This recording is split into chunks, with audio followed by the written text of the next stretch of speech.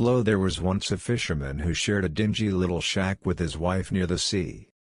He went fishing every day, and he fished until, one day, he felt something on his line while sitting deep down in the beautiful water. There was a huge flounder on the end of the line as he brought it up. The fisherman caught a fish that turned out to be rather unusual. It claimed that it was an enchanted prince who would not taste good. Thus it was best to be set free. The fisherman was taken aback by the talking fish and let it go. When he returned to his impoverished house, he told his wife about his capture. The fisherman then stood up and returned to his wife in the hovel. "Have you caught anything today, husband?" she inquired. "I only got one flounder," the man explained. "And he claimed to be an enchanted prince, so I let him go swim again." "Did you not make any wishes then?" inquired the wife. "What was there to desire for?" the man said.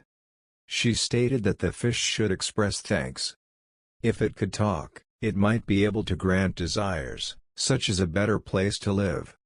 The fisherman was not overjoyed, but he returned to the shoreline and summoned the fish. He held firm in his convictions, saying, "Flounder, flounder in the sea, pray, listen to me. My wife, Ilspel, will have her own way. Whatever I wish, whatever I say." "Well, what do you want?" replied the flounder as he approached.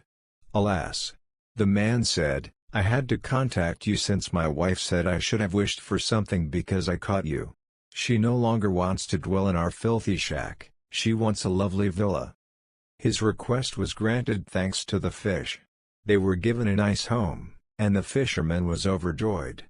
His wife, on the other hand, desired more. Her husband was moved back to the seaside, and their situation improved even more. They were given a large castle, and she rose through the ranks to become a queen and then a pope. Her husband returned to the sea time and time again, and the water grew darker and more ferocious with each visit. The fish became increasingly grumpy, yet the wishes continued to come true. Even so, it wasn't enough. She insisted on becoming a deity. She desired to command the rising and setting of the sun and moon. He discovered a magnificent cathedral surrounded by mansions. He pushed his way through the crowd and discovered thousands of lights, as well as his wife, who was dressed fully in gold and sat on a higher throne, wearing 3 golden crowns on her head and surrounded by priests. There were 2 rows of candles on either side of her, the tallest as tall as a tower and the smallest as small as a taper. Kings and emperors bowed before her, kissing her shoe. "Wife, are you now pope?" the man said. "Yes," she said, "I am now pope."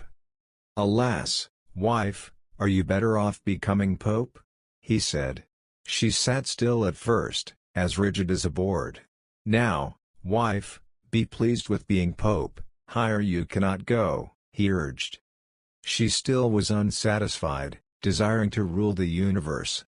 The fisherman begged her to stop, but she forced him to call the flounder again. Then, like a lunatic, he yanked on his trousers and tore away. He could scarcely hold his balance as the storm raged around him. Homes and trees quivered and shook, mountains trembled, and rocks rolled into the water. The sky was pitch black, thundering and lightning as the water rolled in black waves, mountains high and crowned with white foam.